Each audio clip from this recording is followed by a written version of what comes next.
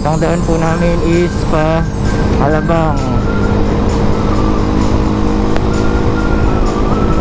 Ayan, gamit ko po ngayon si Chapsuy, ang 230cc nagawa ni Bubu Works.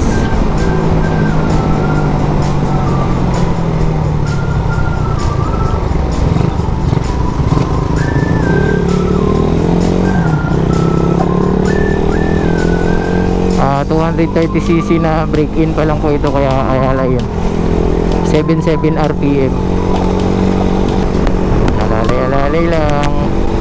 Ito ay 230cc at naka 37 tayo ng sprocket. May box tayo sa likod na 37 liters na GB. Titignan natin kung magkano yung gasolina. Let's go! At syempre hindi mawawala yung drone natin para ano, sa DUST pa lang tayo. Heading Alabang, 3 bars na lang po yung gas natin. Nandito tayo, service road.